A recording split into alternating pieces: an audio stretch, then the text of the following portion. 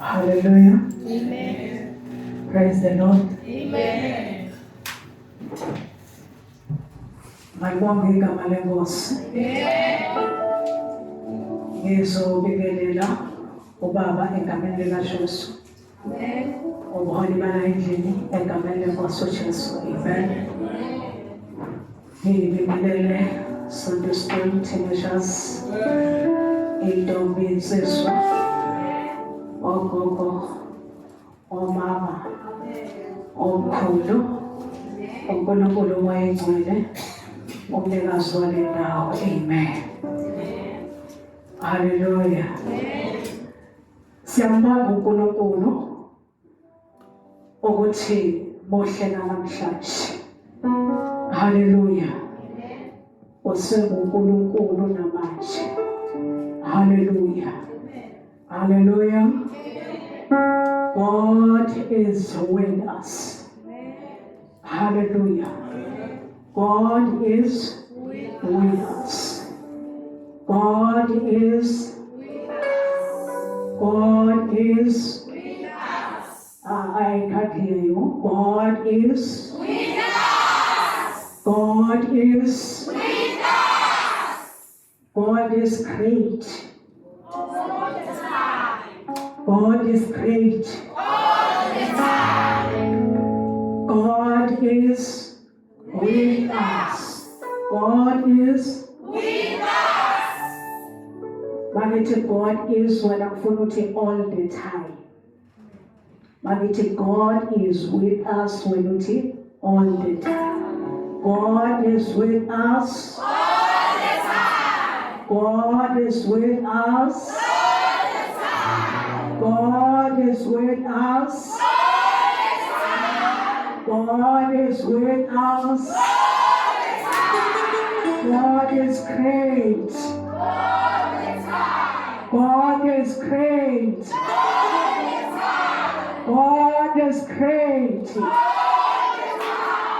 Hallelujah. Hallelujah.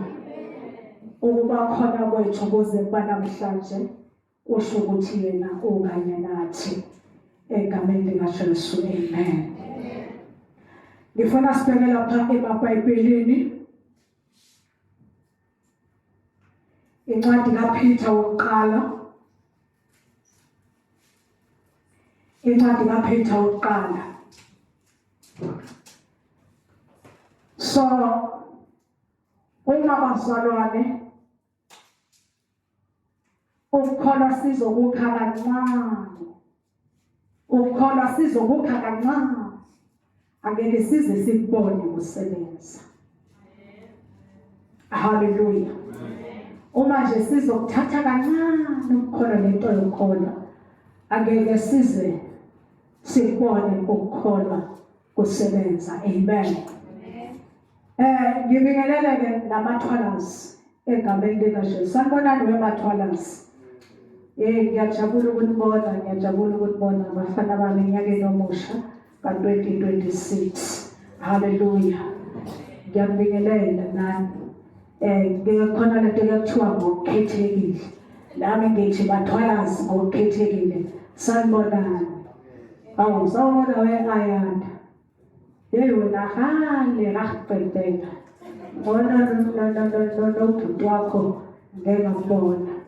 Siyajabula ukunibona abafana egameni likaJesu. Asibheke lapha incwadi kaPeter. Wokuqala. uPeter nje wokuqala chapter 1. Khuluma moyo ingcwele silale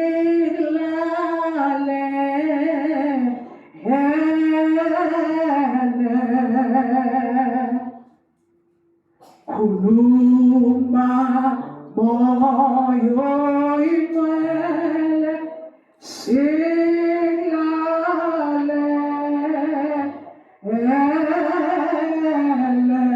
khuluma moyo ingcwele khuluma moyo ingcwele silale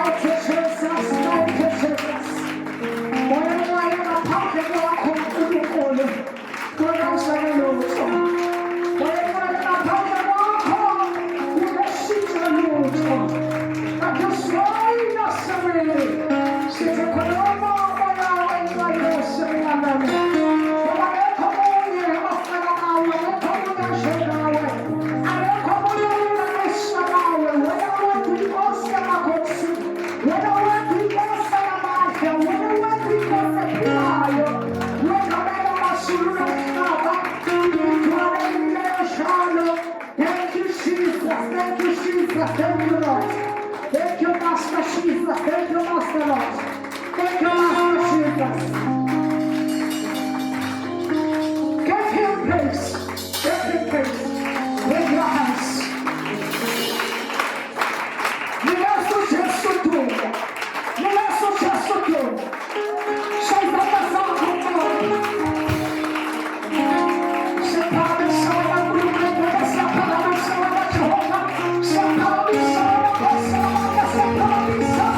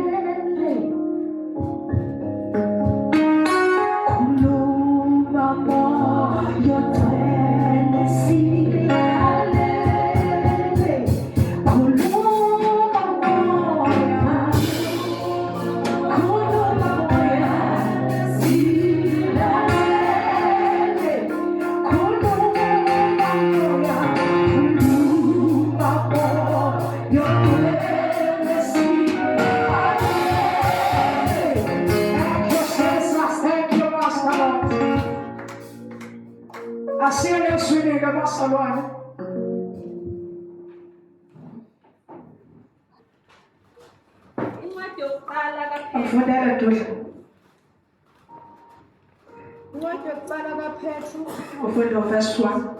Verse 1. UPetru umpostoli kaJesu Kristu kwaba yizihambi abahlakazekile ePonto naseGalatia naseKhapadosiya Verse 1 mama. Kwaba uPetru kuqala Verse 1 funda verse 3. Verse 3. Awufundele nesihloko sakhona. Isihloko. UPetru ubonga uNkulunkulu ngethemba eliphilileyo labakholwayo.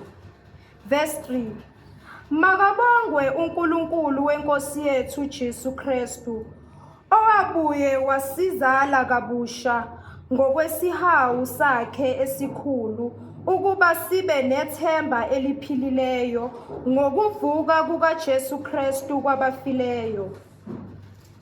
Sibe nefa elingapheliyo nelingenasihla nelingabuniyo eliligcinelwe ezulwini, nina elilondolozwa ngamandla kaNkulunkulu ngokukholwa ukuba nibe nokusindiswa okulungiselwe ukwambulwa ngesikhathi sokugcina, enithokoza ngakho nokuba manje ngesikhashana, uma kudingeka nidabukiswa ngezilingo eziyizinhlobonhlobo, ukuze ukuvivinywa kokukholwa kwenu okuyigugu kunegolide elibhubhayo noma livivinywa ngomlilo kufunyanwe kube ngukubongwa nodumo nokutuseka ekwambulweni kukaJesu Kristu. Enimthanda ningambonanga, enithi ningamboni manje nikholwe nguye. Nithokoza ngentokozo engakhulumekiyo netusekayo. Namukela izigcino sokukholwa kwenu esiyinsindiso yemphefumulo. Ngayo leyo nsindiso babefunisisa bephenyisisa abaprofethi ababeprofetha ngomusa obuza kuza kinina. Bephenya ukuthi yisiphi nokuba sinjani isikhathi asikhombayo umoya kaKristu owayekubo. Efakaza ngaphambili ngezinhlupheko eziqondene noKristu nangenkazimulo eyakulandela zona. Abambulelwe ukuba bangazikhonzi bona kepha nina ngalezo zinto enishunyayezwa zona manje ngabanishumayeza ivangeli ngomoya ongcwele othunywe evela ezulwini. Izinto ezizifisayo izingelosi ukuzibona. Verse 18. Yemanye lapha. Bonke abakholwa kuye khanyiswa kwelanga bonke abakholwayo bonke abakholwa kuye uJesu wakhanyiswa kwelanga. Lithi izwi lenkosi ukuvuka kukaJesu Kristu wasinikeza thina impilo entsha nethemba eliphilileyo. Wasinikeza impilo entsha kanye nethemba eliphilileyo. Okungathi ngamanye amazwi uJesu masimkholwa sikholelwa ethembeni eliphilileyo. Kuyena okholelwa ethembeni eliphilileyo. Okusho ukuthi makholelwa kuJesu Kristu ngoba yena uyithemba eliphilileyo. Usho ukuthi nezinto ebeseyibonakala zingathi ayisophinde zilunge, kodwa ngenxa yokuthi ngikholelwa ethembeni eliphilileyo siyavuka lezo zinto ziphile. Nezinto abesethiwa ayisoze zalunga kahle, kodwa ngenxa yokukholelwa ethembeni eliphilileyo. Ithemba ngobani? nguJesu Kristu. Ngokholelwa ethembeni eliphilileyo izinto engeke zilunge. Ngokholelwa yithemba eliphilayo zenze njani? Siyavuka. Zenze njani? Silunge. Ngoba yithemba eliphilayo. Uyithemba eliphilayo. Khona baphethana khona verse 6. Awufundela verse 6. Elithokoza ngakho nokuba manje ngesikhashana uma kudingeka nidabukiswe ngezilingo ezizinhlobonhlobo, ukuze ukuvivinywa kokukholwa kwenu okuyigugu kunegolide uyasho ke ukuthokoza kwenu. So ngamanye amazwi ukukholelwa yithemba eliphilayo elikuJesu Kristu kwenza ukuthi sithokoze naphakathi kwesivivinyo ngoba sikholelwa yithemba eliphilayo elikuJesu Kristu. Haleluya. Lithi iBhayibheli uma kwenzeka kudingeka ukuba nidlule esivivinyweni, ukuvivinya kwenu noma sekudluliswa emlilweni, kodwa ekugcineni kuyophenduka kube yigolide.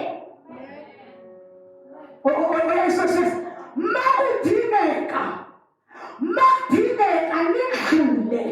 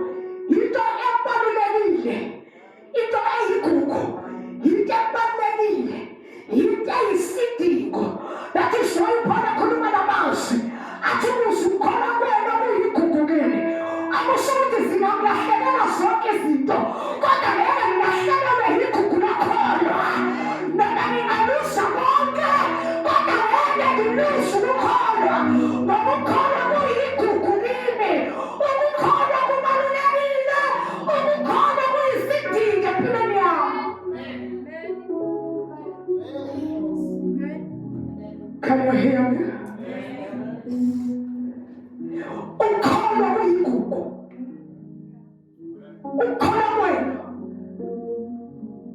kuyigugu.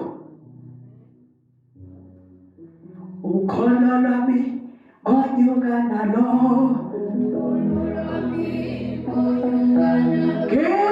ngelibambe ngesandla iyokhelana uyabizwa le verse sifanele mkhalazi ukuze ukholwa wenu awuyigugu kini noma bakudingeka kudlulisa emlilweni kodwa kuyaphuma kuyishengegolide. So igugu lazalwane yinto akwazi ukuyidedela, igugu yinto akwazi ukuphila ngaphandle kwayo. So ngamanye amazwi ukholwa asikwazi ukuphila ngaphandle kokholwa, ngoba ukholwa kuyigugu kithi. Ukholwa kuyigugu kithi. Ukholwa kuyigugu kithi. Ingakho ama-challenge noma abenhlobeni ye-challenge awufunde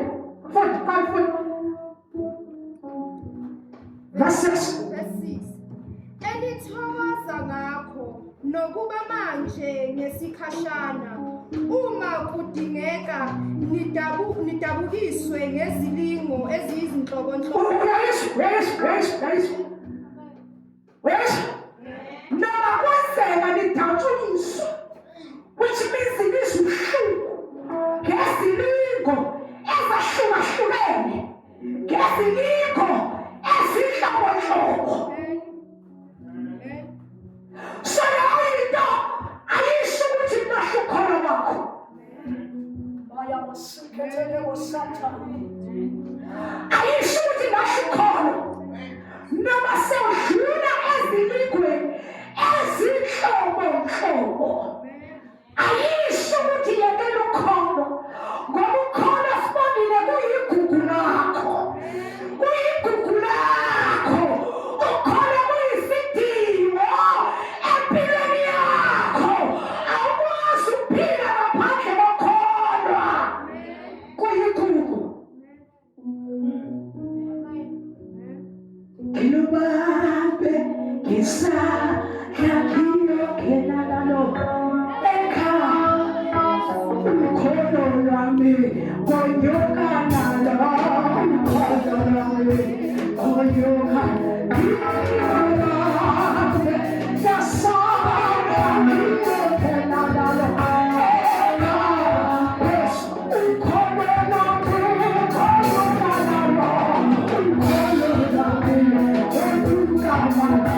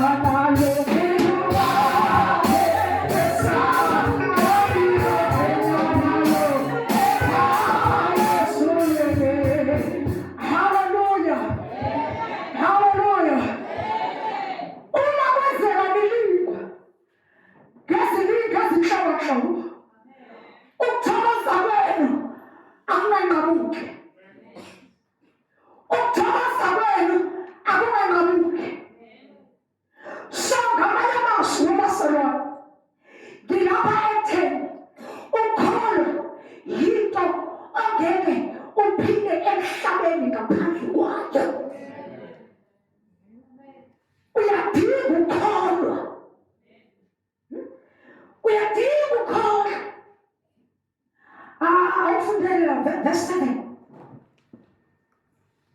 Ukuze ukuvivinywa kokukholwa kwenu okuyigugu kunegolide elibhubhayo noma livivinywa ngomlilo kufunyanwe kube ngokubongwa nodumo nokutusekwa okwambulweni kukaJesu Kristu. Ekwambulweni kukaJesu Kristu. Which means, bazalwane, no challenge, no achievement. No challenge, no achievement. So ingakho bazalwane kubalulekile ukuthi ukholwa sigcine. Ingakho kubalulekile ukuthi ukholwa sikugcine. Ngoba ukholwa ikona okwenza ukuthi sinqobe. Uma sinokholwa siyanqoba.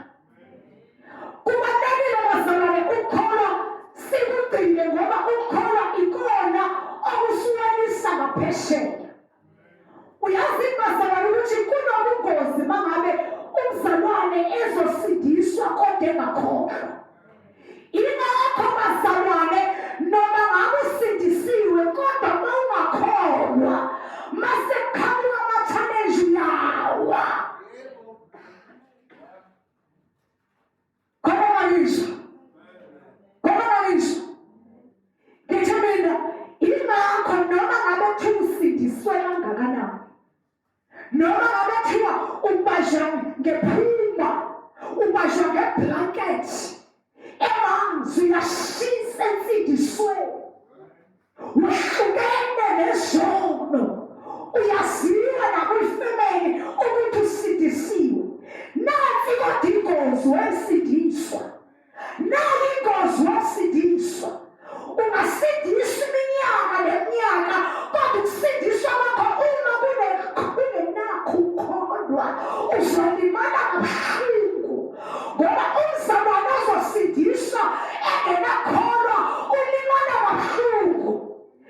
Noma ngabe usindiswa kangakanani, uma ngabe ukholwa ungenakho kulula ukuthi uwe ngenxa yezimo odibana nazo.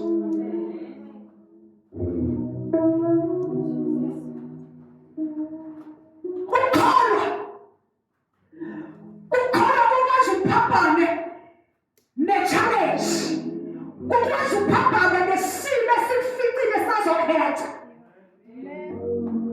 That is why nithi indaba yakho ayinaphelele ekusindisweni kuphela kodwa kumele ungakholwa. Phela bazalwane, ukukholwa nokusindiswa izinto ezimbili ezehlukene lezo. Ukusindiswa kwamanye uJesu. Ukusindiswa sonto ukuthethelela kwesono. Ukusindiswa ukuthethelela kwesono. Kodwa ukukholwa yinto enamandla ekwazi ukuphaphana nawo wonke ama-situations. Ngoba mawusindisiwe ungenakholwa, izimo ziyabulala. Ama-challenge ayawahlula. Kodwa usindisiwe kholwa, akahlulwa yizimo. Angasikhona ngizwana. Kulezi zinto ezimbili, khona ukukholwa, khona ukusindiswa.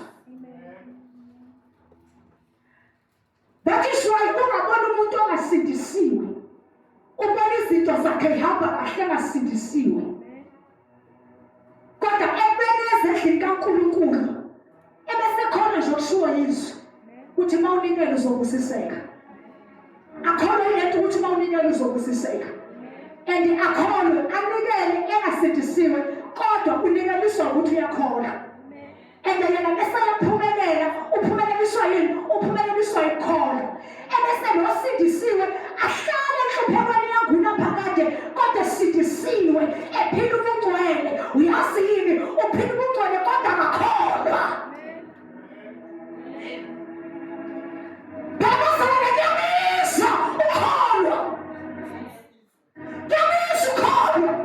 Ngoba kufuna ukuphambana nesimo, ubone ukuthi siyaphetha, ubone ukuthi sinzima, usathana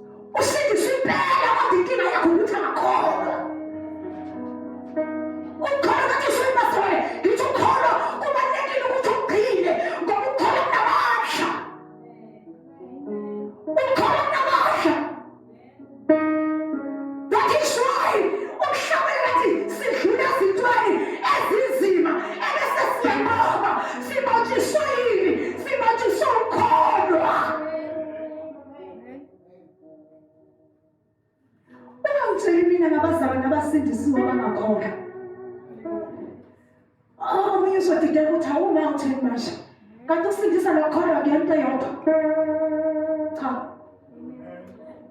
Sindisa ukholwa. Sindisa ukuthethelela kwezona. Sindisa ukwamukela uJesu. Sindisa ukwahlukana nezono. Ukholwa ubhekana nezimo noma zinzima kangakanani. Ubhekane nazo, uvuma ukuthi ukholwa uJesu omkholwayo uzodlulisa. Uyabona bazalwane masingangena eklasini lokholwa siphasi. Sifunde iklasi lokholwa siphasi. Angeke saphinde enhluphekweni impilo yethu yonke. Manje sizoba ngasindiswa abahluphekayo. Sifunde singaphasi ngoba sikholwa. Kanti ukholwa ikona okuphumelelisayo. Kanti iswe ngithi ukholwa kunamandla. Impilo yakho nomshabalala ungasindiswa kuphela kanti ukholwa unakho. That is why uNkulunkulu mayesefuna izinto zakhe kanti lithini makusala manje uhlala inhliziyo uvivinya inhliziyo akuvivinya uNkulunkulu athi lethi into ukuthi athi Yesu ukuthi endlini yegama lakhe evivinya usindisiwe uJehova. Afuna ukubona ukukholwa kwakho. uNkulunkulu uvivinya nje yingoba ufuna ukuphakamisa bese wena uhlehle emuva uthi kodwa uNkulunkulu mina usuka ngane. Yazi ngiyathanda lapha ebandleni kodwa masuzovela ukhonjwe nje thiwa Yesu ukuthi thiwa kanje uNkulunkulu ingoba khona la ufuna ukubikisa khona uvivinya ukukholwa kwakho ukuthi ngawukholwa nakho njengoba uthi usindisiwe nje.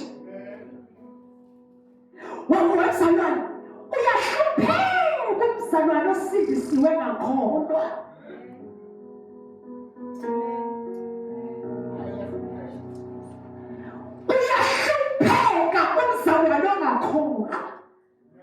Kodwa benesindisiwe.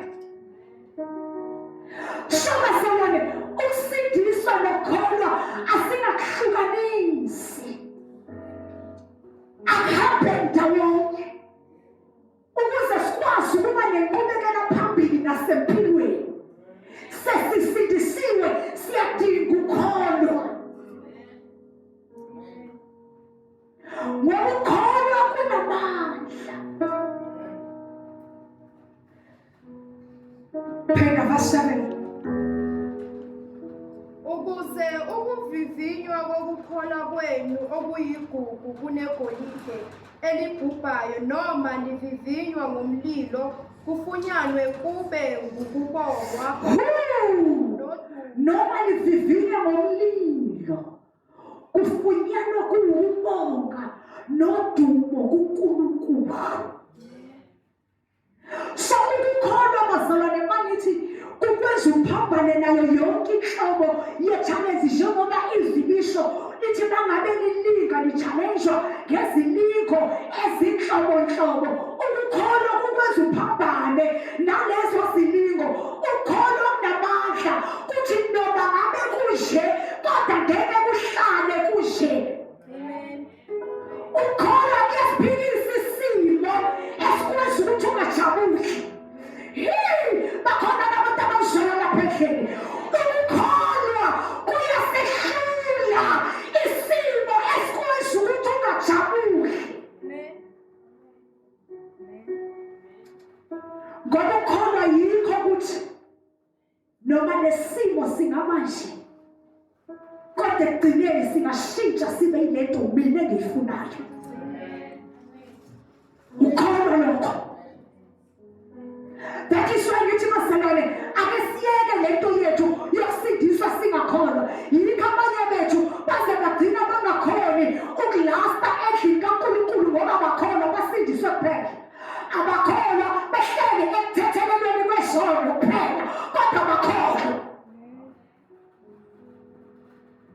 Ukholwa ikona okwenza ukuthi izinto uSathane ayilethayo zinzima kuwe. Kodwa ukholwa ukuthi nalesimo sisengashintsha. Ukholwa kwenza uphambane nazo zonke izimo.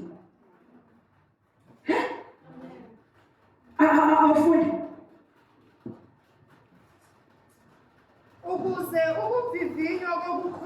kwenu okuyigugu kunegolide elibhubhayo noma livivinywa ngomlilo kufunyanwe kube ngukubongwa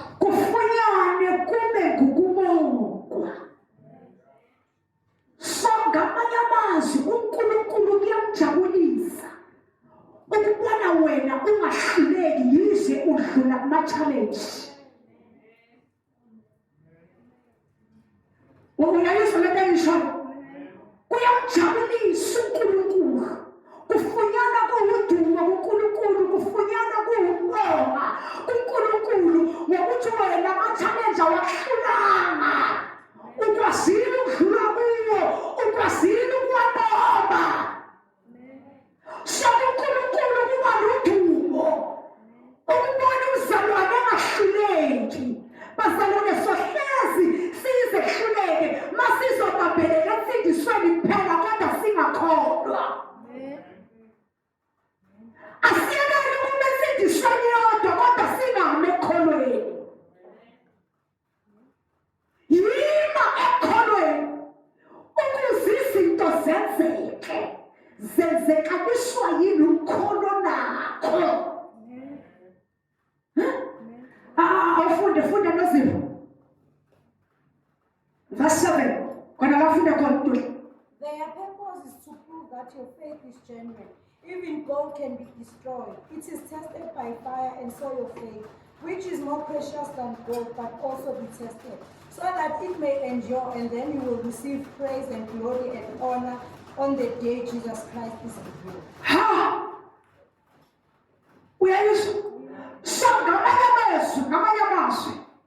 Ukwata madimoni, ukholo nakho ukwazi ukuthi ukwata madimoni. The time thina masesithi umile ungamshabalala, udlulile sibona ungamshabalala, izimo zimnetha kodwa wema. So ngamanye amazwi wena sewunikeza udumo ngemsebenzi akwazi ukuqhubeka ithokozisa uNkulunkulu yizo unikwa ngezinhlobonhlobo. Uyayizwa? So ngamanye amazwi uyalizwa ebese wena uyadunyiswa, uyabonga, ungamshabalala usebenzile, ulwile, umile noma sebheda wama awakagive-up, awakabuyela emuva, umile. So ngamanye amazwi sewuphenduka uba isibonelo esihle ngisho nasebantwini ngenxa yokungabi isehluleki. Waziwe yini? Ukholo nakho. Ukholo nakho. So bazalwane asiyeke ukuba emfundisweni kodwa singakholwa. Ngoba nalento ekwenza uhamba ugive-up yilokuthi awukholwa, uthethekeliswa kodwa ukholwa. Uhamba uyekele nezinto obukade uzenza endlini kaNkulunkulu yilokuthi wena ume ekuthetheleleni kulezona kodwa ukholwa. Uqala manje uhlehlengevana izinto obukade uzenza kahle endlini kaNkulunkulu awusazenzi yilokuthi wena uthethekeliswa ukholwa. Kodwa abakholwayo bayaphusha. Abakholwayo bayaphusha. Baphusha noma ngabe isimo singabavumeli, bayaphusha. Abamele emfundisweni kuphela. Yazi nami lento ngingayikhuluma kungazathi ngiyikhulumiswa kweHebrew. Uma ngingakubuza ngithi kusiza ngani ukusindiswa kodwa uyahlupheka? Kusiza ngani ukusindiswa kodwa umendaweni eyodwa awunanqubekela phambili empilweni? So insindisi ikusiza ngani? Kusiza ngani ukusindiswa kodwa uyahlupheka? Kusho ukuthi wena la emhlabeni uzoba khona impilo yokuthi sibonile uhlupheke uze ufe. Uzohlazisa uJesu, uzohlazisa uNkulunkulu. Elithi iBhayibheli lithi igolide nesiliva lingenakhe. Uzohlazisa umnikazi wegolide ngoba awukholwa. Usebenza noma uhlukana nezanto kodwa uhlupha kuso. Usazohlupheka, uyabona uma ungakholwa usazohlupheka. Uma ungakholwa ukuthi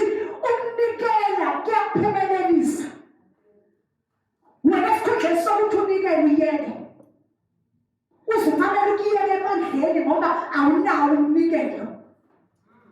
Uzuyeka ukwazi izinto okufanele uzenze ngoba uyazi ukuthi lokho okufanele ukwenze kuzokhipha umnikelo. That is why uzostala ungaphumeleli, ungabi nenqubekela phambili, uzoba ukhule, ube yintombazane ehluphekayo, uzobe umama ohluphekayo, ube ugogo nekhehla ehluphekayo, ugugela ehluphekweni, kodwa wasindiswa 20 years ago, kodwa uhlupheka uze ugomisa inhlupheko, uhlupheka kanjani, usindisiwe 10 years ago, wasindiswa, kodwa unenqubekela phambili, ume ndawonye, yingoba wena ume ekuthenini usindisiwe kodwa ukhona. Usindisiwe njani? Usindisiwe bazalwane, siyathelelesana, usindisiwe, usabathe uyabuka ukuthi ayikhona. Ngoba yena lo nkulunkulu esimkhonzayo ungunkulunkulu ongavumi ukuthi sibe endaweni eyodwa isikhathi eside. Awukhona lo nkulunkulu omkhonzayo asindisiwe ngaye, kodwa ume ndawonye isikhathi eside endaweni eyodwa. Ingabi yena loyo nkulunkulu akashwani nokuthi ume endaweni eyodwa ungayiphabhili. Yilo ukuthi ma usithole ma kumele ninikele, niyabalabala, niyabalisa, nibone ngathi kudliwa iy'mali zenu, nibone ngathi niyarotshwa, bone ngathi niyarotshwa. Kanti ukunikela akunikeli noma ubani mamshabalala, kodwa wonke onikelayo unikela nokholwayo. Uyabona nje uma usanikela, uma ngaluthi noma nomzalwane uyanikela futhi usindisiwe, wayengaphumeleli ukuthi uyakholelwa ensindisweni kodwa akakholelwa ekunikeleni. Can you hear me? Uyabona uzohlupheka uthi ugombe, bese uzosola uNkulunkulu uthi ngibona ngigive ngiyeke, ngivele ngiyiyeke yonke lento nalento yokusindiswa ngoba ngibona izinto zilunga. Uyazi yini, azilungi nje yingoba nguwe awukholwa. Awukholwa ukuthi ukusebenza endlini kaNkulunkulu kuzokuvulela iminyango evulekile. Awukholwa ukuthi ukungenisa umnikelo endlini kaNkulunkulu kuzovula iminyango eboshwe kudala ngamaketanga iboshwa yisitha, kodwa kuqaqana iy'ngidi okudala zarusha ngenxa yokuthi uyakholwa. Into yenzayo endlini kaNkulunkulu yenza ngokholwa. Uma usasindisiwe ungakholwa usazohlupheka. Bonke abaphumelelayo yilabo abathi besindisiwe bebekholwa. Bonke abaphumelelayo yilabo abathi besindisiwe bebekholwa. Uyayizwa? So ngamanye amazwi uNkulunkulu siyasiphakamisa ngenxa yokukholwa kwethu. Asiphakamise ngenxa yokukholwa kwethu. Angithi wena awukholelwa kuleli lizwi elithi uNkulunkulu akawazi amandla omuntu. Uchaza umayesho njalo, uchaza ukuthi mawungenisa unikela nga-anything beside imali kuphela, anything omnikela ngayo endaweni yegama lakhe, uNkulunkulu uzakuphakamisa ngoba bonke abasindisiwe abanikela ngokholwa uyabaphumelelisa, uyabasusa endaweni eyodwa. Wena wakunini unikela abantu usebe endaweni eyodwa, yinokuthi ukholwa. Ukholwa bazalwane kukwazi ukuthi uye phambili. Uma ungakholwa usasindisiwe uzohleze nje uhlupheka.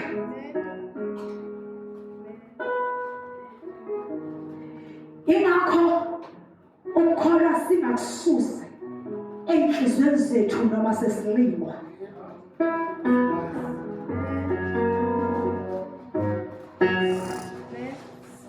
Ake sikhumbule ukuthi ngithe no challenge, no achievement. So ngamanye amazwi lento yokuvivinya imuntu ukuthi fanele ungene kuyo. Uyayisho? no challenge, no achievement. So lento yama-challenge uthanda ungathandi imudi kufanele udlule kuyo, ngoba uchallenge wakho ikona kuphushayo ukuthi uye phambili. Uma ungasalindwa, uma ungasena-challenge wena uphinde kuthemelele, yiyo lento ezohlezi ume ndawonye. Yes? Ukukhona kwenu okuyigugu kinina noma sekuvivinywa. So no challenge, no achievement. So bazalwane, ngamanye amazwi asikwazi ukuphila impilo ukuhlala etheni sihlale etheni sisabe impi siphile singamagwana impilo yethu yonke ngenxa yokuthi sisabe ukuchallenjwa.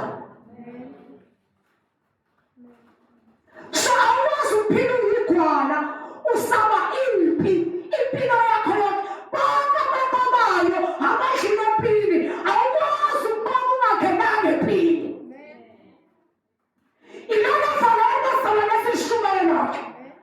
Awukwazi ukunqoba ungadlulanga empini. Uyalizwa lithi noma nilingwa ngezilingo ezinhlobonhlobo. Awusho ukuthi lento ye-challenge awukwazi ukuyibalekela. Lento ye-challenge awukwazi ukuyibalekela. Asikwazi bazalwane ukusaba impi kodwa ekubeni siyafuna ukuba ngabanqobi. Asikwazi ukwesaba impi kodwa siyafuna ukuba ngabanqobi. Mawufuna ukuba unqobi, bhekana nempi yakho. Lalela. Akusihlazo ukubhekana nempi. Akusihlazo ukuhlangabezana nama-challenges. Kodwa yihlazo ukubalekela impi yakho. Yihlazo ukubalekela i-challenge yakho. Ngoba ubalekela impumelelo yakho. Uma ubalekela i-challenge ubalekela impumelelo yakho. Asihlazo ukudlula empini, kodwa ihlazo ukubalekela impi. Awukwazi ukunqoba ungalwanga. Bonke abanqobayo yilaba abalwayo. Bonke abanqobayo yilaba abalwayo. So bazalwane, uma singenakholo, yikho kuzosenza ukuthi sibalekele neziphi izinto ezizosiphusha ukuthi siye phambili singame endaweni eyodwa. Ngoba iziphi zizele ukuzosiqhubekisa, ama-challenge azele ukuthi sishuke lapho sikhona siye phambili. So awukwazi ukunqoba ungalwanga. Awukwazi ukunqoba ungalwanga.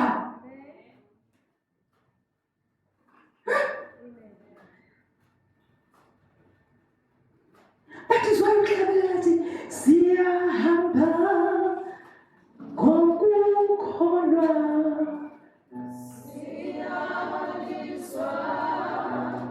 Izwi lakhe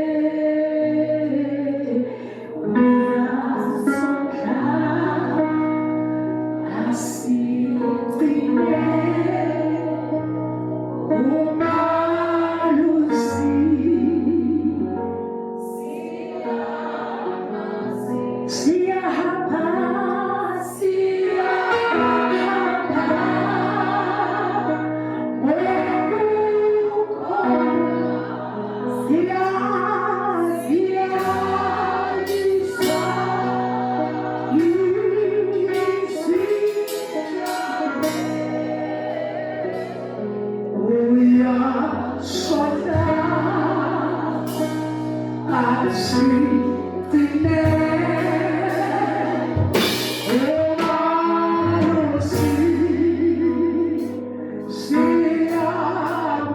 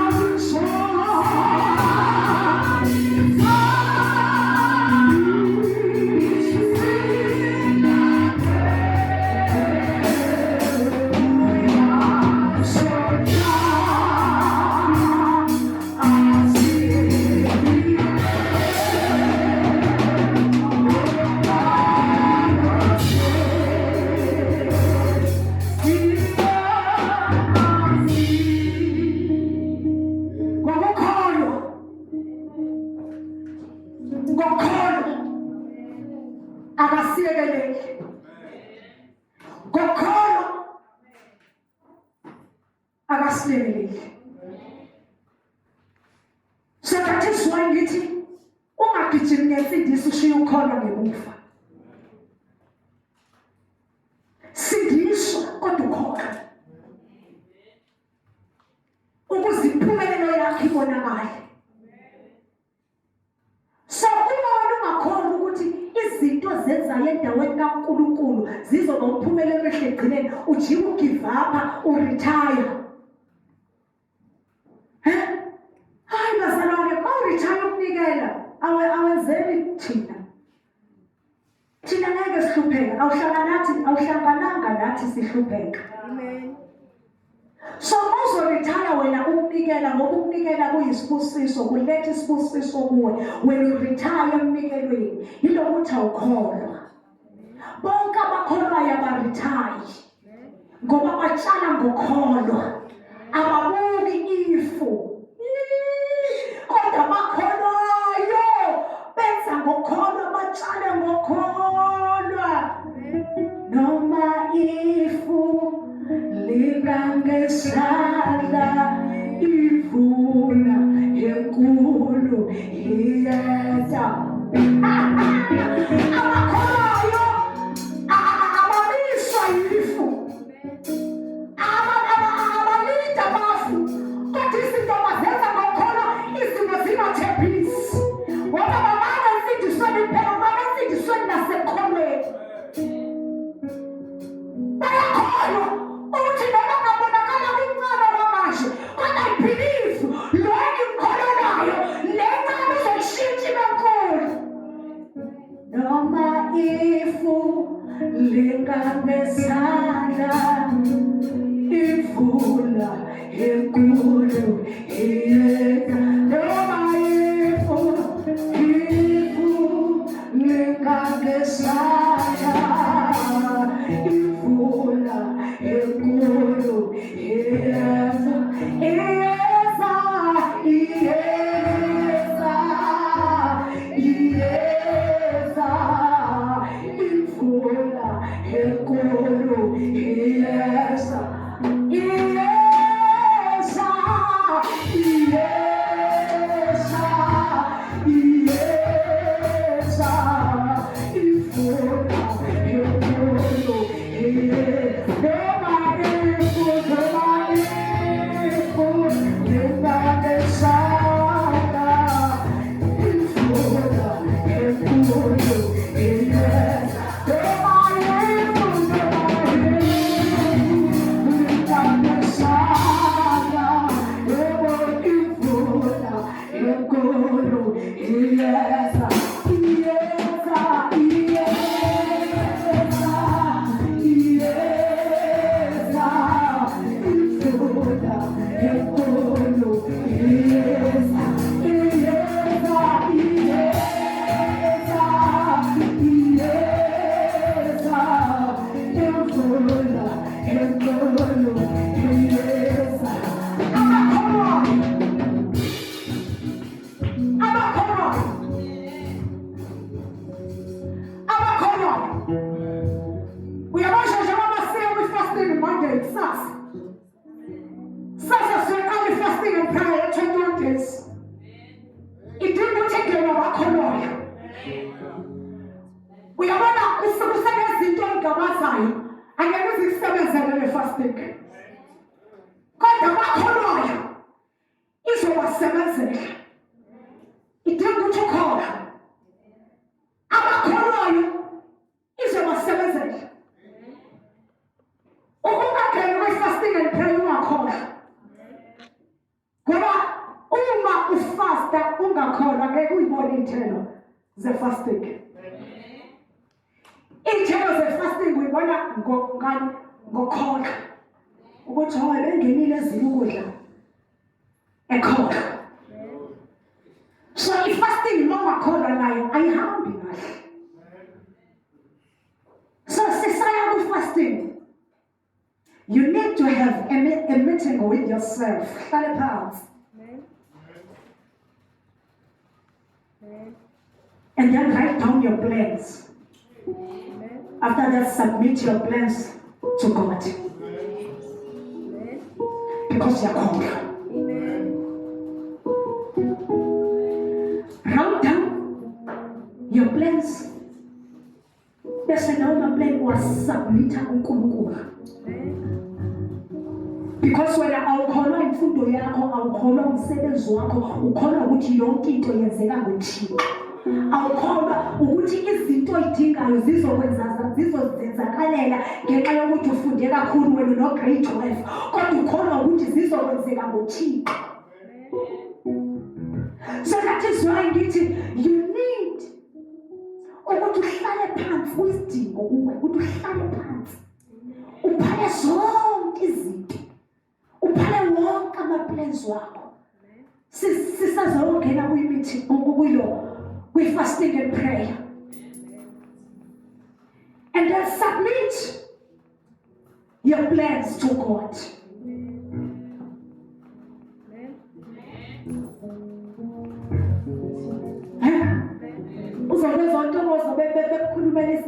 But yo, submit my plan to God.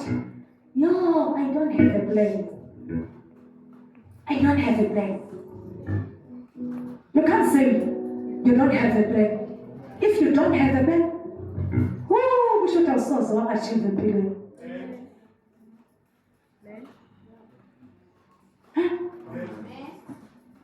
Here I don't have a plan.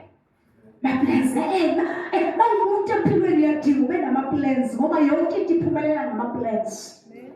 that is why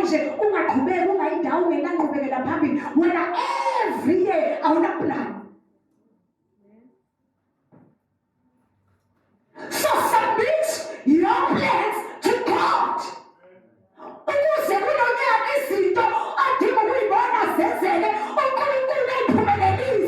Submit your plans to God. Oh, Shem, I don't have a plans. Oh, nothing can I do. No, you can't say that. Nothing can I do. Nothing can I do. I don't have a plan. No, you can't do. See, you cannot be fasting. Submit all the plans are on. Ukholwa lokho. Ukholwa lokho. Mawakholwa ayikho into ozoyisubmitha kuNkulunkulu. Uzongena nje kwi-fasting ngoba ngena. Ungene nabangenayo. Kodwa mawukholwa wonke ama-plans wakho uwa-write down bese uwanikeza uNkulunkulu. Uthi ungena kwi-fasting wonke ama-plans akho uwanikeza uThixo. So that is why ungezophumelela, ungezoba nomnyakazo empilweni yakho, uzoba ndawonye isikhathi eside ngoba wena izinto zakho usezela ngengqondo yakho. Izinto oyicabangayo awuyithathi uyinikeze uNkulunkulu. uNkulunkulu kuze ahambele phambili zenzeke. Siya kwi-fasting yile okholwa. Submit your plans to God. Ukusho uNkulunkulu aphumelelise ifiso zakho kulo nyaka. Siyongena kwi-fasting. Awuwazi usungena kwi-fasting unguwe. Uyafasta nje ngoba nakho uyafasta. Wena ayikho into oyifastelayo. That is why ungayindawo. That is why ungenamahluko empilweni yakho. Yiwo amajani uyafasta wazi ukuthi ufastelani.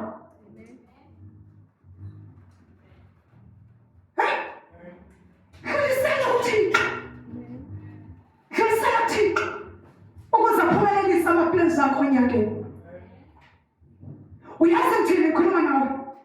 Ngithi mina akawuyekele ukuthi izinto zango-2025 ezingenzekanga ulokhu ufocuse kuzo. Yedlula into zango-2025 ezingenzekanga. Manje kwisizini entsha. Yiphi isizini entsha? 2026. Umbuzo omkhulu uthi wenzani manje? Siyafuna kwenzekanga. Last year izinto zenzekanga. Umbuzo uthi manje wenzani? Usoloko ufocuse ekutheni ngifeyilile manyaka aphelile. Ngifeyilile.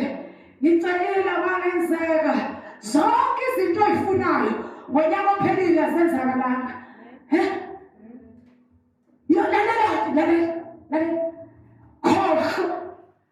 khohlwa khuluma nomuntu la endlini khuluma nomuntu ophilayo oholwayo onama-plans empilweni. Umuntu onama-plans empilweni uyadlula ey'ntweni zakudala ukuthi kunezinto zakudala enyakeni omdala ebefuna u-1 no 2 no 3 awuzange wenze ku-1 no 2 no 3. Umbuzo uthi manje uyisizini entsha wenzani? Siyavuma uhlulekile, siyavuma kwenzekanga, siyavuma kunezinto oyithandazele azange enzeka, kunezinto obufisa zenzeke azenzeka. Yekela izinto ezingenzekanga ku-2025 ufokhase kwisizini entsha ka-2026. Qhubekele phambili.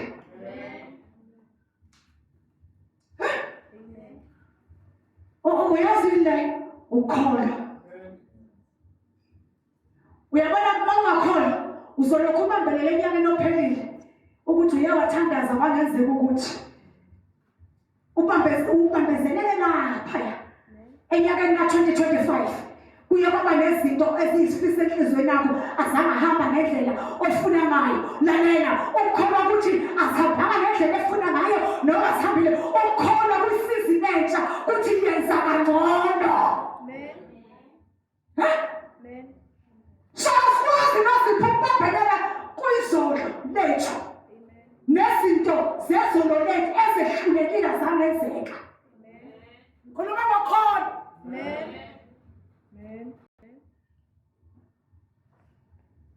Ukholo lokho. That is why ngithi njengoba siya kwi-fasting and prayer umuntu nomuntu akabhala phansi ama-plans akhe awasubmithe kuNkulunkulu kulo nyaka. Ukholo lokho. Ukholo bazalwane akubinandaba ukuthi kudala ucela kudala ufuna awubona ukuthi ukwenzakala. Ukukholwa base ukholwa uthi I believe ngiyakholwa awunandaba usathane ungikhohlisa ngani.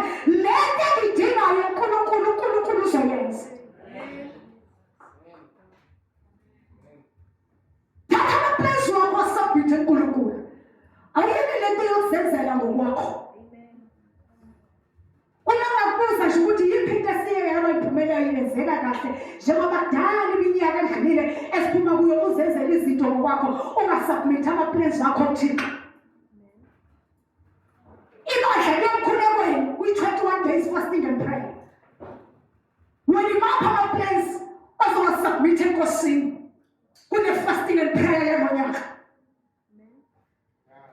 So ukuze izinto zakho ziphumelele zenzeke noma ngabe beseyimashiwe la zibanjwe khona into esubmithe uThixo washo uThixo wayivula emazulwini angeke emhlabeni onamandla kuyifana ngoba isubmithe kuye.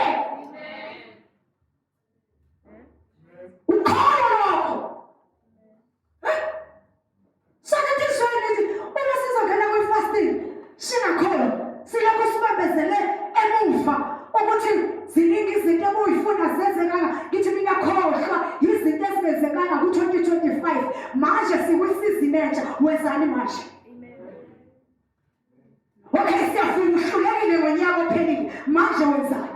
Siyavuma-ke akwenzekanga sekuyisizini manje ka-2026 wenzani?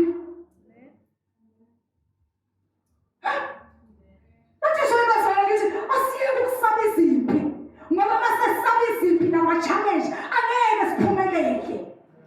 Ama-challenges iwona kahle kahle asiphushayo ukuthi siye phambili, asiphushe awalisi emuva, asisho kodwa ama-challenge esho ukuthi ngiqhubeke ngiye phambili noma ngi-challenge. I-challenge yiyo engiphakamisayo. Ikhona izolokhu ihleze nyakeni odlule. Ikhona izolokhu ihleze enyakeni ephelile. Kodwa okholwayo ongasabi ukubhekana nempi yakhe, okholwayo ebhekane nempi yakhe uthi ngikule sizini manje and ngizokwenza kuzokwenzeka.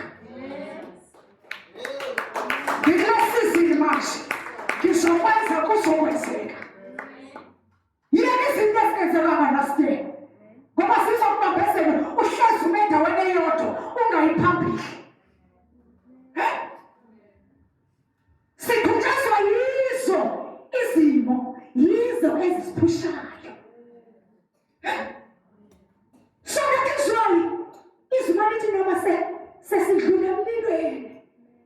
intokozo yethu ingasuki kuye. Awufunda khona lapha kuverse 7. Ukuze ukuvivinywa kokukholwa kwenu okuyigugu kunegolide elibhubhayo noma livivinywa ngomlilo kufunyanwe kube ngukubongwa nodumo nokutuseka ekwambulweni kukaJesu. So bazalwane, that is why ngithi ukukholwa kwethu asikugcine, singakulahli, sigcine, ngoba ukukholwa ikona okuzokwenza ukuthi nakwisizini entsha ka-2026 izinto esingayimukelanga, izinto ezingenzekanga, kodwa ukukholwa kuthi kulo nyaka sizozenza, ngoba asafokasana ey'ntweni ezisahlulile ngonyaka odlule, sesifokasa manje ey'ntweni ezintsha enyakeni omusha.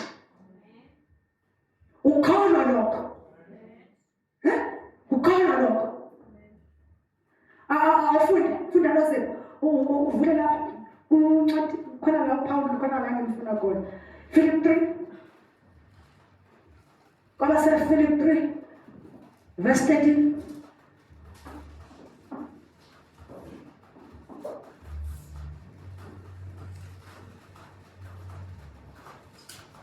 Of course, my friends, I have really do not think that I have already won.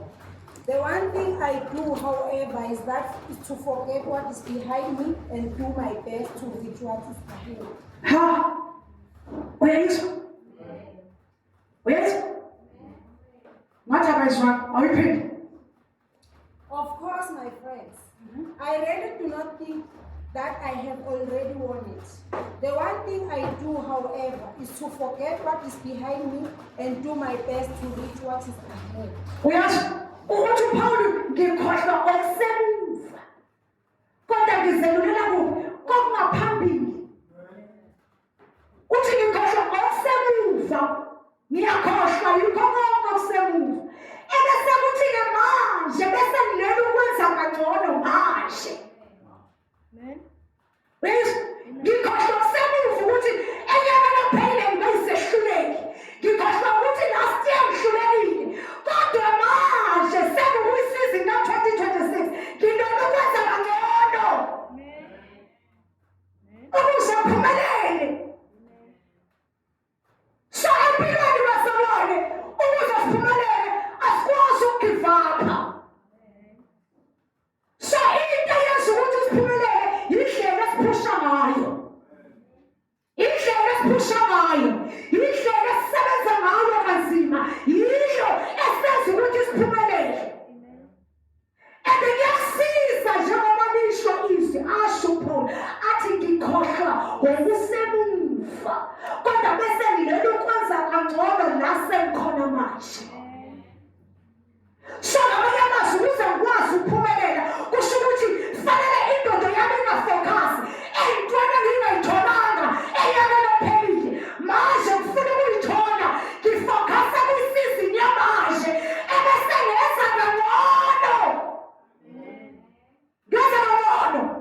Ngithi umbuzo ukuthi Yesu siyavuma uhlulekile last year. Umbuzo uthi-ke kwisizini yamanje wenzani?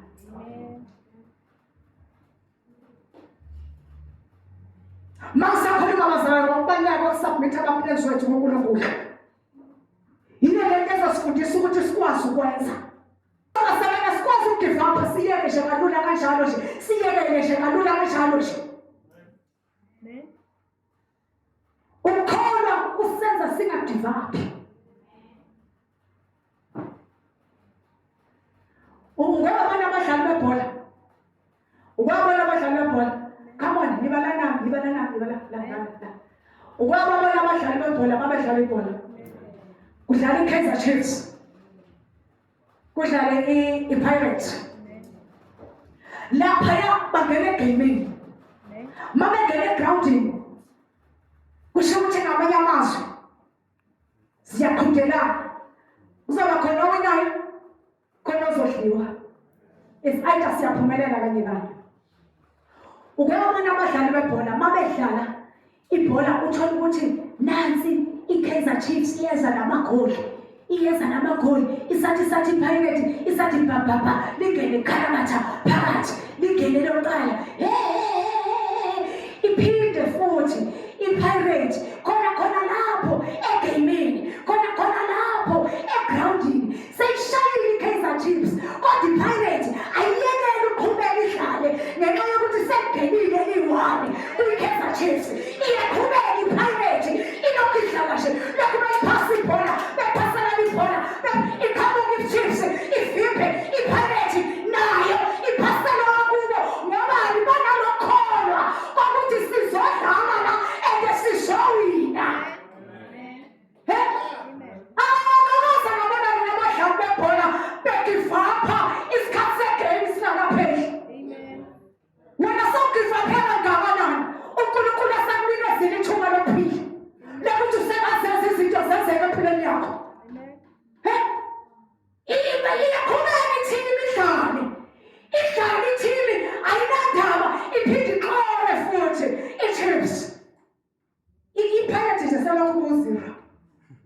Kodwa into engiyithandayo abadlali bebhola angeke as long isikhathi segame singakapheli bayadlala noma bebona ukuthi bayadliwa.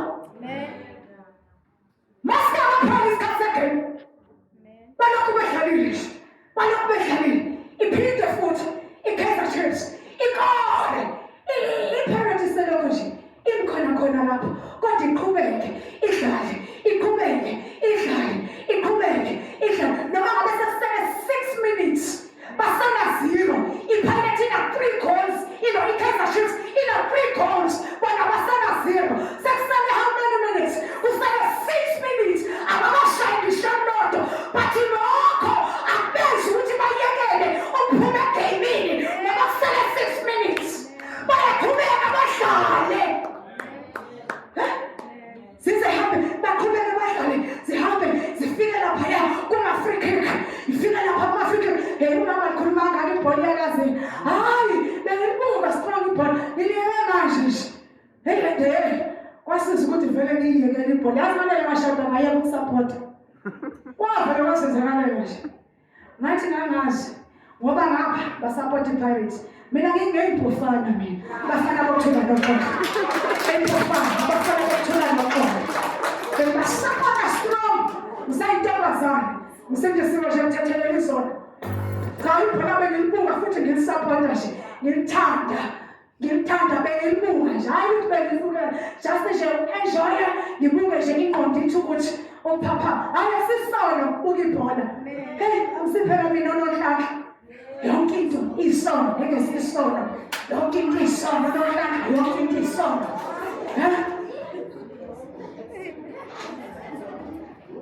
Bengisupport strong ibhola ngiKaizer Chiefs abafana bokuthula noqobo enkofa uyabona ngisisi ngoba ngaphi Pirates which means mangabe vele ngisaqhubeka nayo bengizoduka ukupheka ngiyokupheka ngoba iKaizer Chiefs idliwe kulala engadliwe endlini ngoba iKaizer Chiefs idliwe ngavele ngayiyekela hayi ngoba ngakuyela ngoba kuyisono akusisona ukusapota ibhola nokuthanda ibhola akusisona ngilibuka strong ngibazi bonke abadlali nabonke manje senabonke manje baphumile kungene iy'ngane bonke babuka ngisomuntu omusha beko bahambile kungena abafana abancane manje kodwa yabona ukuthi ngiyalibuka ibhola strong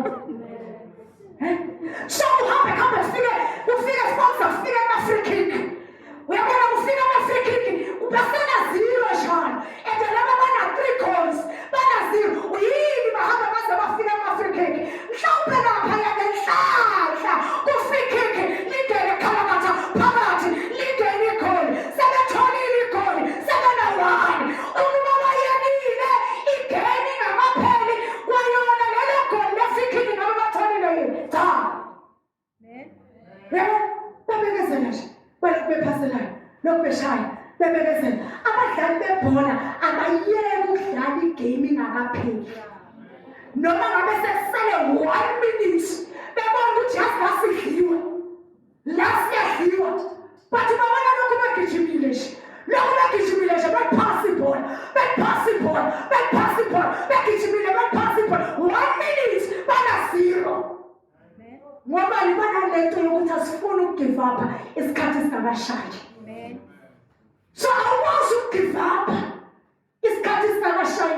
ulahlekelwa ukukholwa. Ukukholwa kwenza usheshe uyeke yonke into ungakholwa njalo. Kwenza usheshe uyeke yonke into ungakholwa. Kodwa ukukholwa kukwenza ukuthi ubekezele noma ngabe isimo singasakuvumeli. Ukukholwa kwenza ubekezele noma amadimoni asehleka. Kodwa ukukholwa kukwenza ubekezele. Ngikhuluma ngokubaluleka kokusubmitha ama-plans wakho kuThixo ukuze izinto zakho zisebenze. Awukwazi ukugive up empilweni ngenxa yokuchallenjwa.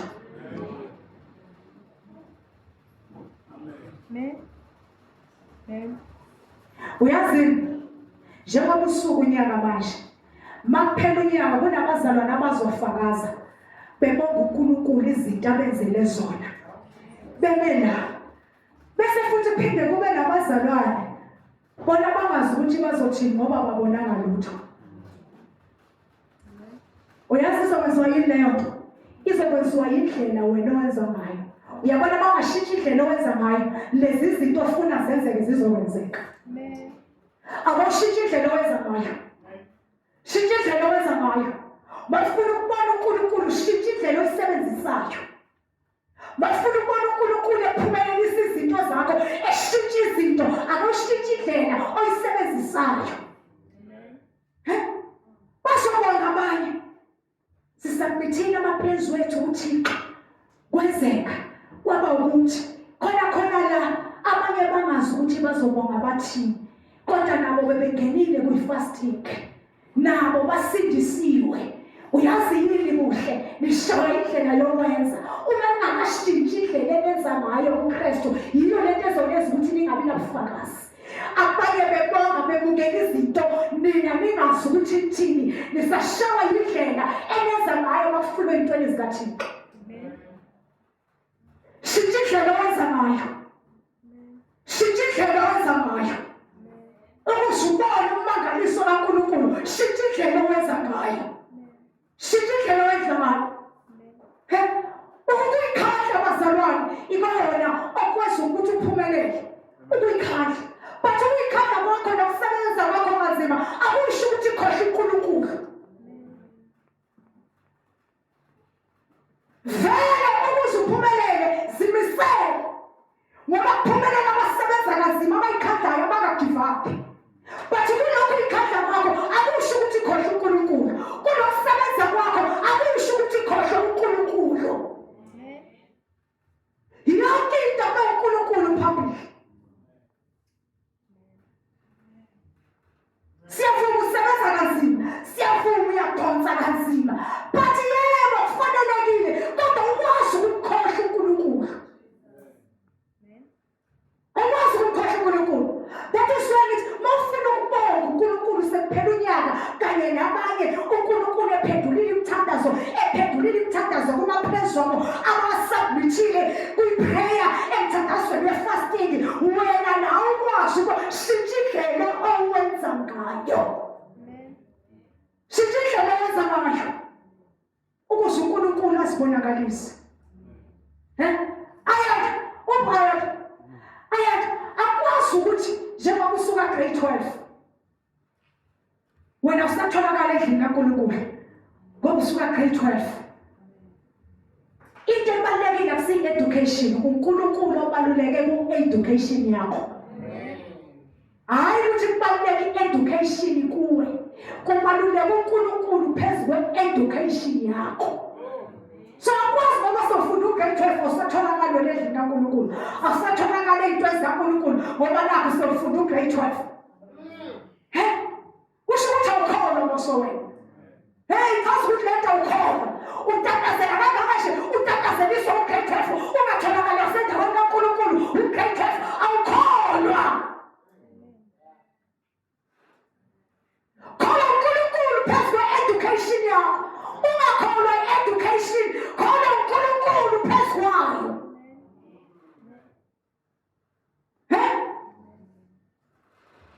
Kade ngixoxela ubaba ngithi khona omunye umfana besigibele naye etekisini uthi uyakhala uyabalisa uxoxela nabanye abantwana nalomunye usisi azi nomsisi wakhe noma yini uyakhala uthi lo mfana ufuna ugrade 12 uthi yo athi yabona uMisibani umshilo wathi uMisibani wamusha isibongo wathi cabanga ke yena uyasabatha yena ushembe yena aka-athendi ngomgqibelo yena usuke esesontweni lakhe eyosonto kodwa ngesonto thina kumele siyeke amasonto ethu sihambe siyofunda sifunde ngesonto kodwa yena akayekanga ukuya esontweni lakhe uyile kashembe ngomgqibelo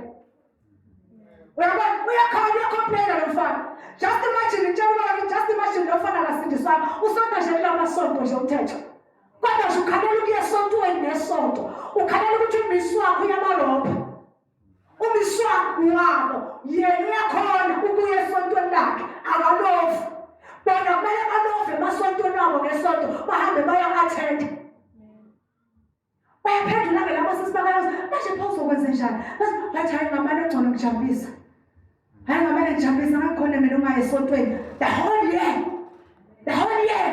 ingaye esontweni the whole year athi sidlala umisi umisha wesibongo sakhe nje hayi sidlala umisi bani cabanga yena uyaya esontweni lakhe kashembe thina kumele singayithina kwelethu isonto that is why ngizothi shintsha indlela owenza ngayo mawufuna ukubona uNkulunkulu mawufuna ukubona uNkulunkulu kuma-plans ozowasubmitha kule fasting and prayer shintsha indlela owenza ngayo ungakholwa i-education yakho umsebenzi wakho ukuthi impumelelo yakho isemandleni kholwa nguNkulunkulu ophilayo ukuthi uye ongakwazi ukushintsha izinto zenzeke that is why ngizothi ayanda ukwazi uzosiphaphela thina kwa-grade 12 wezawazi thina sifikanga ka-standard 10 angithi nasengiyagrade thina be-standard ngoba thina nakusastandard nina seligrade hathi thina silimbumtum silithumthum abafika u-grade 12 now siyamazi thina u-standard 10 wazasitshela kwa-grade 12 uzongigrade mina ngo-standard ungagrade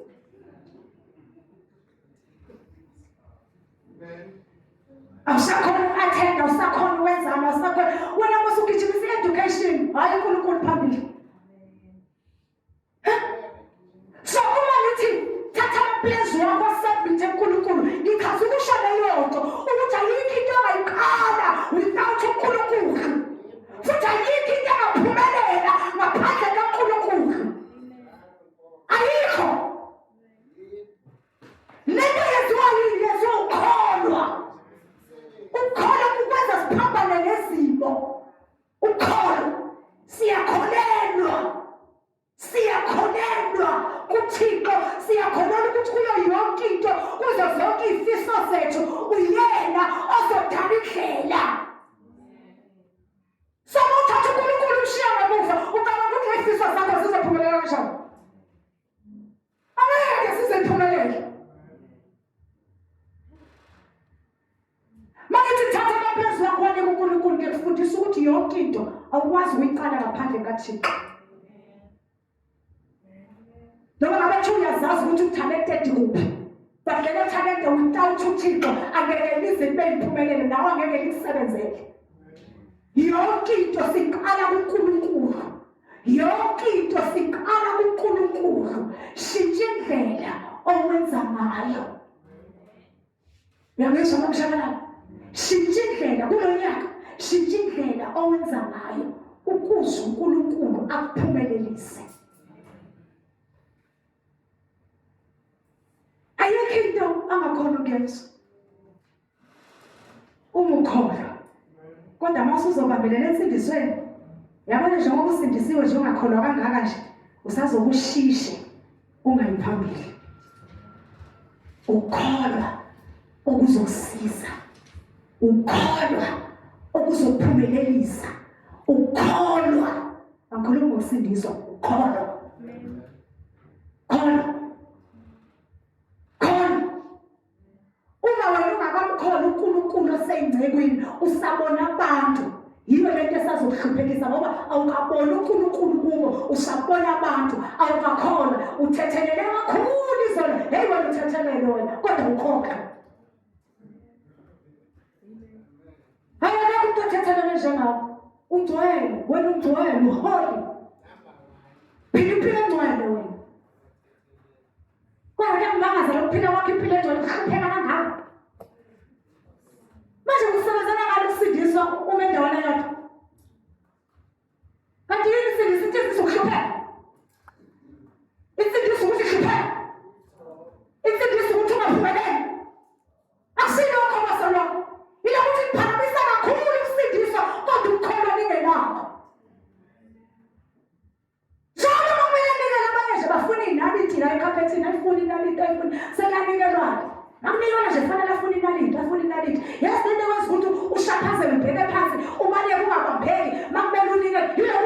ukukholwa ngoba angeke uzuphumelelisa ukusindiswa uzophumelelisa ukukholwa kwakho ukukholwa ukusindiswa kuzokwazi ukuthi ungayizogweni kuphela cha akabuye esogweni kodwa inkinga uzothi usindisiwe uphila yonke leminyaka wathola insindiso umntamusha waze waguga wagugela kuyo insindiso how come uzuyisakaza singaphumeleli esihluphekayo kodwa wasindisa uncane ilokuthi ubambelele esindisweni awukholwa awuswanga ukunikela ngoba ukholelwa emnikelweni kanti ukunikela ikona ukuphumelelisa ukunikela ikona ukukukhipha enhluphekweni insindiso nje ayimkhipha umuntu enhluphekweni cha ngikhuluma iqiniso uJesu wafikela ukuzosihlenga ukuthi uNkulunkulu asenzele umusa sikwazi ukuxhumana naye wafikela uJesu ukuthi sikwazi ukuthi izolo esinaso sihlanjululwe kuso kodwa uma singakholelwa kuye ngayo yonke into ayidinga basamane umnikelo usezwini awufuni abafundisi usezwini wena mawungezokholelwa emnikelweni ubalekela ukunikela ngoba nakusindiswe kakhulu usizana uba inxusa ehluphekayo uma uzithola inxusa ehluphekayo vuka ekuseni ngo-9 uzothandaza ngo-9 itholakala kodwa uyashisha enhluphekweni why ayathandaza shem leyo ngane iyathandaza ngo-9 sesenkozweni ngo-9 sesenkozweni kodwa mawuthi uyabheka mawuthi uyamlandela akahlupheki uthanda namahila njalo nje amahila asezayatsheka ahamba so ahamba athi kodwa uyathandaza ne-hairstyle yakhe iphuphile shintsha ama-hairstyle ne-hairstyle iphuphile iphupha kanjani i-hairstyle kodwa uyinxusa ziphupha kanjani iy'mpahla zakho kodwa uyinxusa uhlupheka kanjani wena uyathandaza wena waye uthandaza kangaka kodwa uhlupheke kangaka inxusa ehluphekayo iyokuthi ngiyathandaza kodwa ukholelwa emnikelweni thandaza uthembekile ukholelile nesikhathi uyafika la ngo-9 thembekile uyafika ngo-9 kodwa uyahlupheka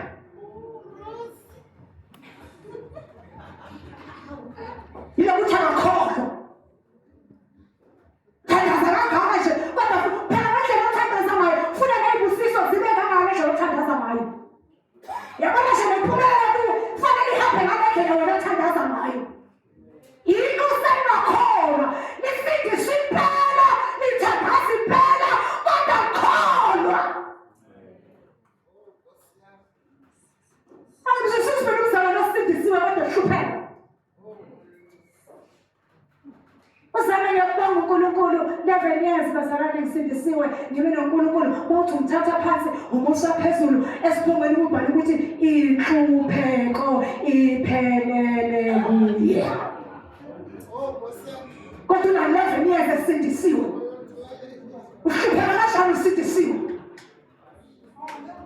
hluphekiswa ukuthi awukholwa akuyena nokugijima nesindiswa kahle ukholo ngoba yikho lokuzokwenza ngihlupheke ngoba nokuthi mangizonikela mamshabalala ngiphakamisa abafundisi akholelwa ukuthi maninikela nitshala uNkulunkulu yena lo abhale lezi athi mawuza kuye noma zibovu ziyohlazwa zibe mhlophe izono zakho njengekho yena loyo uthi ngenisa umnikelo endlini yami yena loyo Suppose all the corner, and I figure me right, I'll call.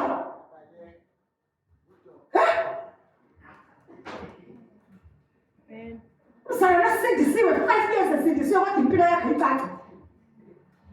I'm called. I was to sing this one, I mean, I go to public. I was to sing this one, and I'm young. I was to sing this one, whom I've been a public, whom I've been a sugar, whom I've been a day on, and play out. You know what I'll call. Ukholo ikona okunamandla okwazi ukuthi uphambane nezimo osethiwa iphinde zilunge kodwa zivuke iphile ngoba ukholwa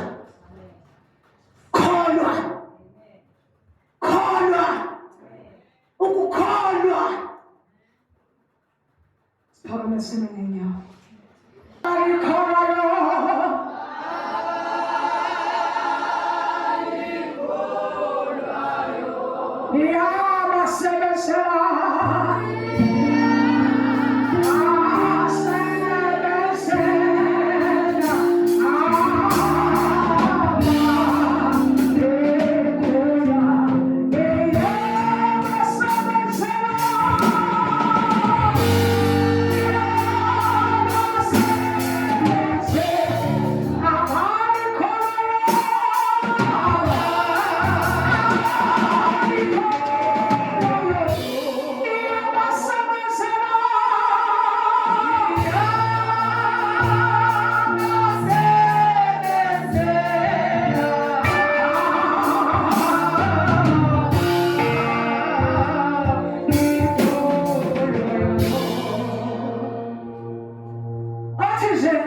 Nkosi kulo nyaka ngifuna ukwenza ngikwenze ngokholwa konke engikwenzayo nasendlini yegama lakho ngikwenze ngokholwa ngingakwenzi ngoba ngiyaphusha ngoba ngiceliwe kodwa ngikwenze ngokholwa ukuthi uNkulunkulu ashintshe isimo sakho ngithemba ngashintsha indlela owenza ngayo shintsha indlela owenza ngayo ukuze ukholwa kwakho ukwazi ukugenelela nalezi zinto usathana ayivusile ezokwenza ukuthi zingakwezi maphesheya kodwa ukholwa kwakho ikona kuzokusebenzela shintsha indlela owenza ngayo othi kulo nyaka uNkulunkulu ngizimisele ukwenza konke ngikwenze ngokholwa konke ngikwenzayo ngikwenze ngokholwa masikholwa bazalwane nesikwenzayo hayi ngoba kusuke kuvuma hayi ngoba suke kunye sinakho hayi ngoba manje suke sinawo every day kodwa ukholwa ikona kusiphushayo ukuba sikwazi ukuzenza izinto konke uNkulunkulu kulo nyaka ngizimisele ukwenza ngokholwa ukuze uNkulunkulu akwazi ukuphumelelisa ama-plans akho konke Nkosi ngifuna ukwenza ngokholwa which means shintsha indlela owenza ngayo shintsha indlela owenza ngayo ukuze uNkulunkulu akusebenzele liyabasebenzela abalikholwayo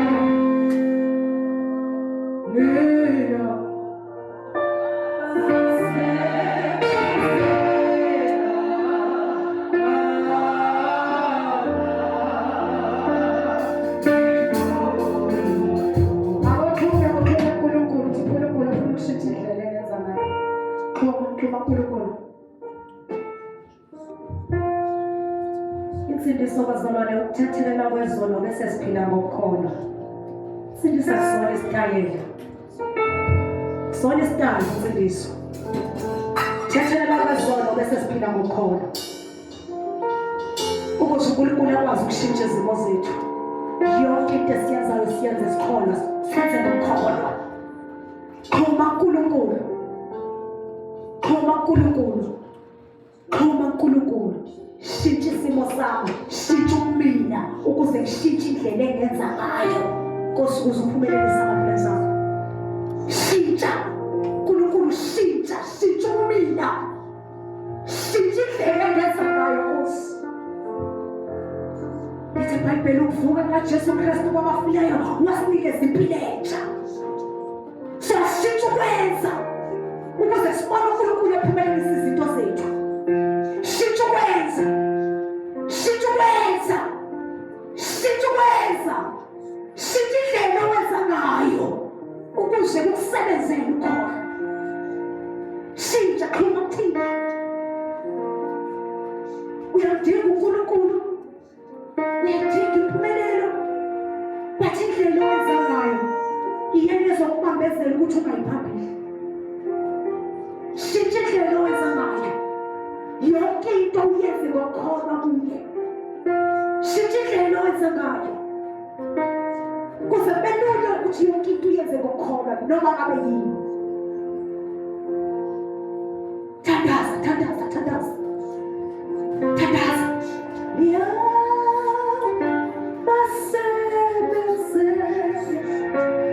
Thandaza, thandaza, thandaza. Khona